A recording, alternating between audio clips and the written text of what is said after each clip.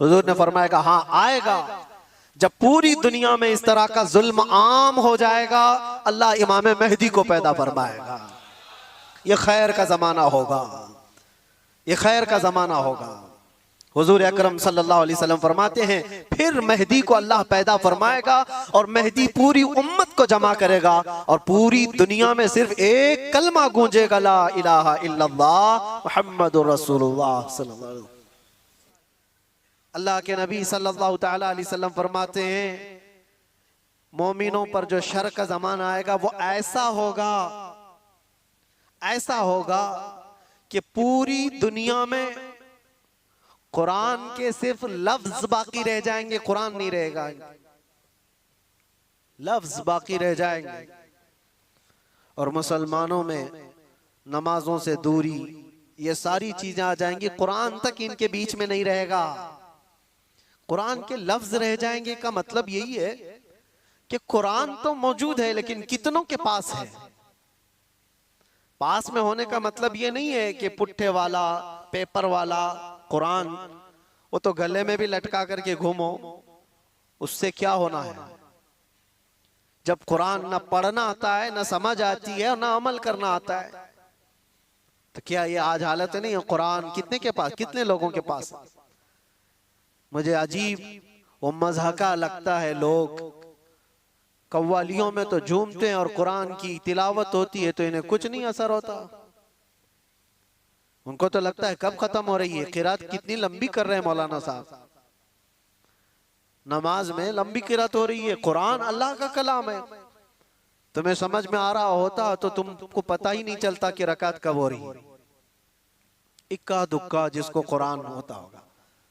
तो अल्लाह के नबी सल्लल्लाहु अलैहि वसल्लम ने फरमाया एक जमाना इन पर आएगा कि इनके पास कुरान ही नहीं होगा। तो सहाबा डर गए, इतना शर आएगा इनके पास।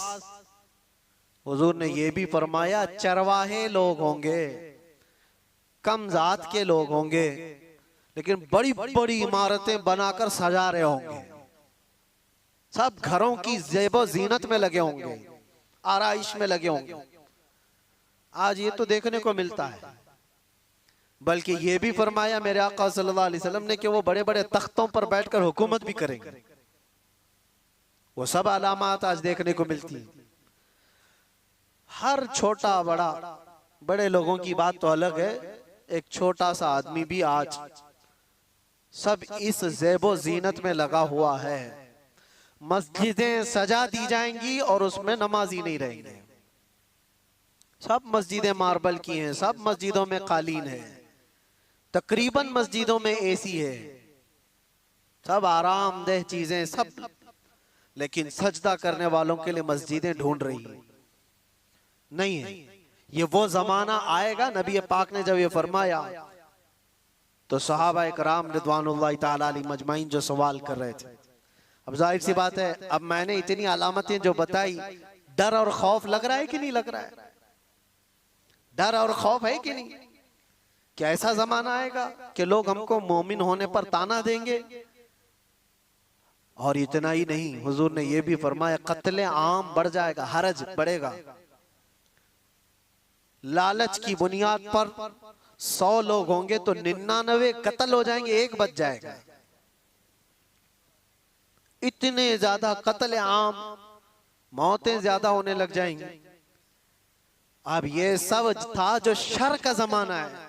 तो हजरत हुज़ैफा ने फरमाया या रसूल अल्लाह सल्लल्लाहु अलैहि वसल्लम, उस शर के बाद कोई खैर आएगा कि नहीं आएगा?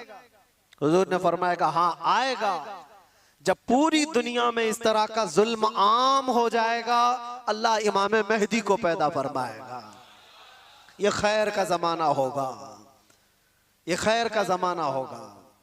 हुजूर अकरम सल्लल्लाहु अलैहि वसल्लम फरमाते हैं फिर मेहदी को अल्लाह पैदा फरमाएगा और मेहदी पूरी उम्मत को जमा करेगा और पूरी दुनिया में सिर्फ एक कलमा गूंजेगा, ला इलाहा इल्लल्लाह मुहम्मदुर रसूलुल्लाह सल्लल्लाहु अलैहि वसल्लम।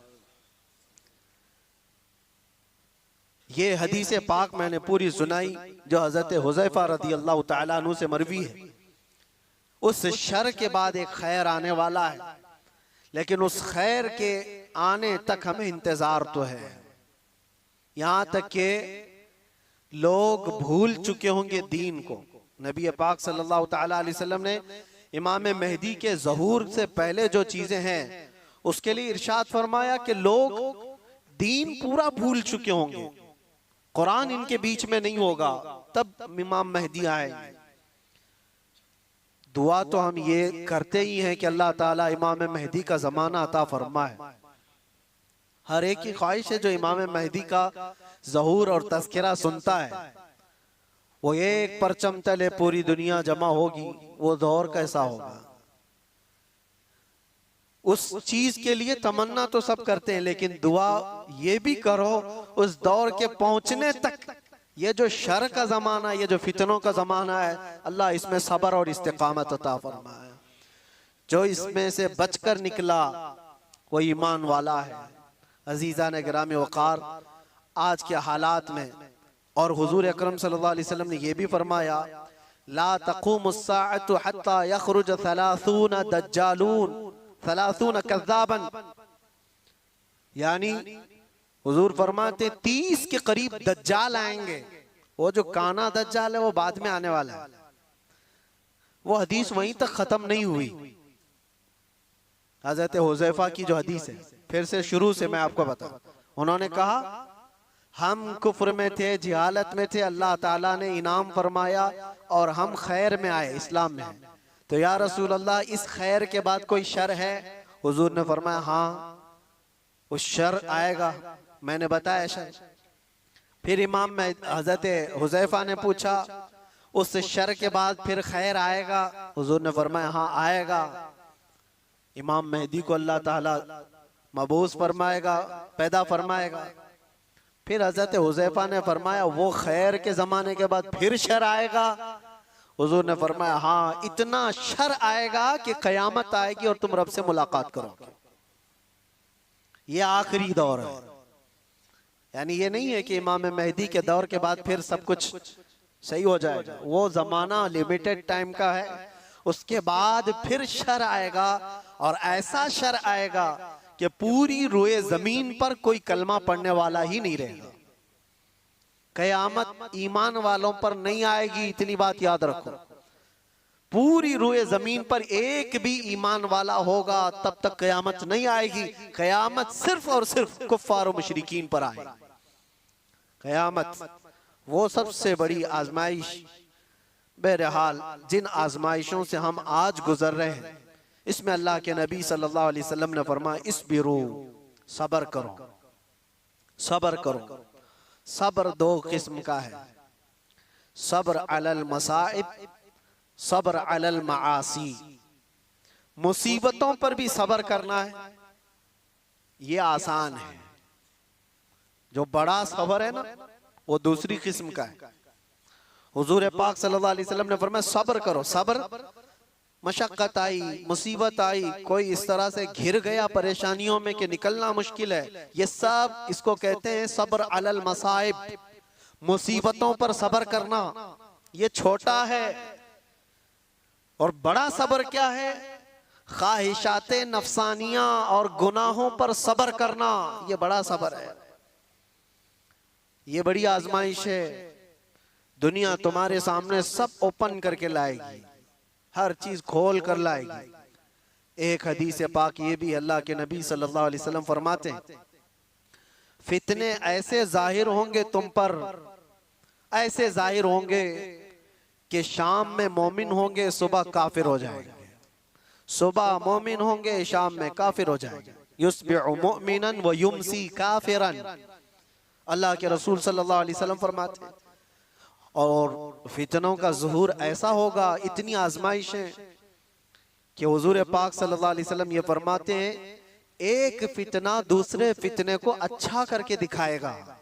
ये अच्छी चीज है, यूज करने वाली चीज है। ये बहुत सारे लोग उन फितनों को बेहतर समझ करके उसमें मुलव्विस हो जाएंगे। ये सब क़यामत की निशानियों में, आखिरी जमाने में होने वाले हवादिस। और रसूल पाक सल्लल्लाहु तआला अलैहि वसल्लम ये भी इरशाद फरमाते हैं कि मैं यहीं से देख रहा हूं जैसे तस्बीह के दाने टूट कर बिखर जाते हैं, तस्बीह अगर टूट जाए तो इसके दाने जिस तरह बिखर जाते, तुम पर फितने इस तरह से होंगे, एक दाना पकड़ने जाओगे दूसरा निकल जाएगा, दूसरा पकड़ने जाओगे तीसरा निकल जाएगा। तुम इन फितनों से बचने के लिए एक का हल तलाश करते होंगे, दूसरा खड़ा हो जाएगा, दूसरा तलाश होंगे तीसरा खड़ा हो जाएगा। हमें जीना तो अब इन्हीं के बीच में है, ईमान के साथ जीना है।